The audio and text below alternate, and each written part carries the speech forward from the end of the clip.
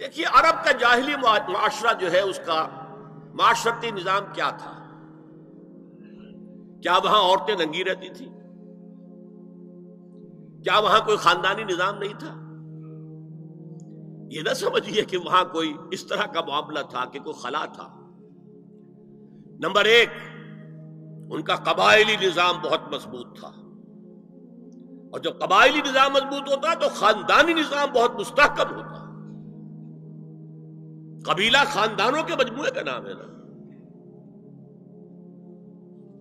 Number دو، شرفاء کی جو خواتین ہوتی تھی، ان کے عام لباس کے علاوہ دو چیزیں اور ان کے استعمال میں رہتی تھی۔ ایک خمار، اوڑھنی، گھروں کے اندر وہ اوڑھنی اوڑھتی تھی۔ ایک جلباب، لمبی سی چادر کہ جب باہر نکلتی تھی تو اس میں اپنے پورے جسم کو لپیٹ لیتی تھی، لیکن چہرہ نہیں چھپاتی تھی۔ یہ جلباب کا لفظ قرآن میں آیا، خمار کا خمرہن، جلابیبہن، یہ الفاظ انہیں معلوم تھے نا، ان کے زیر استعمال تھے نا، ورنہ کوئی نیا لفظ کہاں سے آ جاتا؟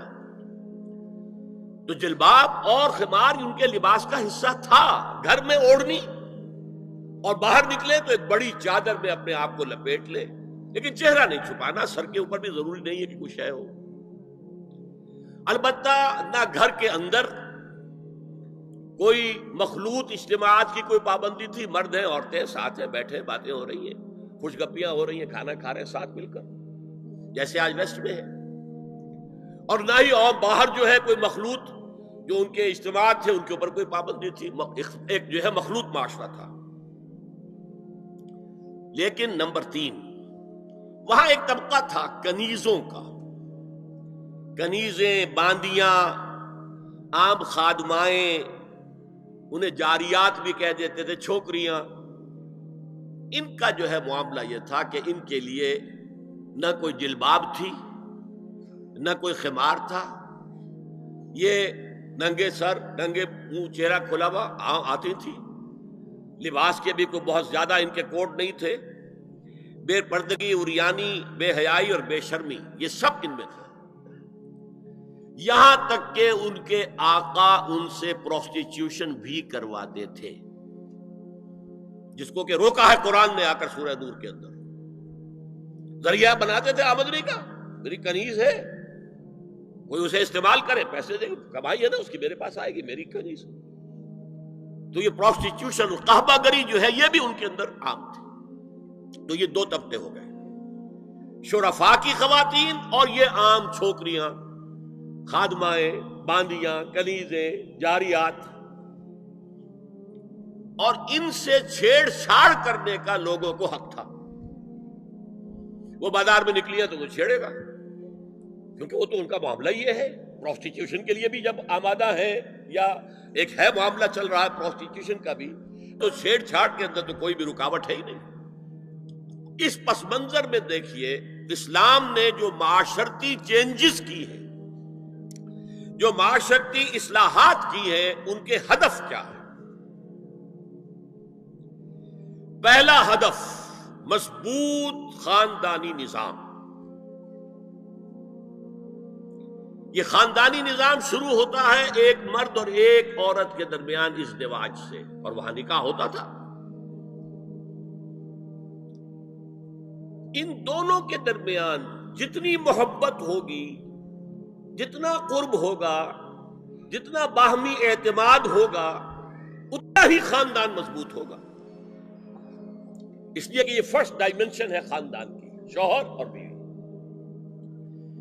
اب شوہر اور بیوی کو اللہ نے اولاد دے دی،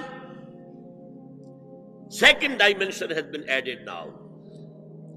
استحکام خاندان کے لیے ضروری ہے کہ اولاد والدین کا ادب کرے، ان کی خدمت کرے ان کے بڑھاپے میں۔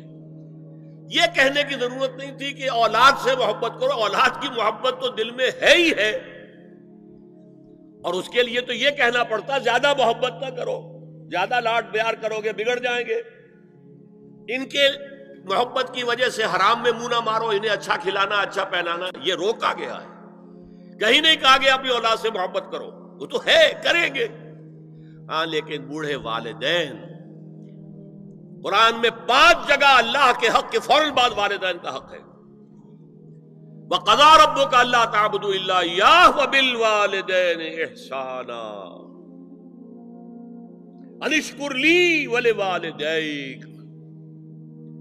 دیکھیے سورہ لقمان میں أَنِ اشْكُرْ لِي، شکر کرو میرا، میں خالق ہوں تمہارا، رب ہوں تمہارا. وَلِوَالِدَيْكَ، اور اپنے والدین کا، کیونکہ وہ ذریعہ بنے ہیں تمہارے اس دنیا میں آنے کی.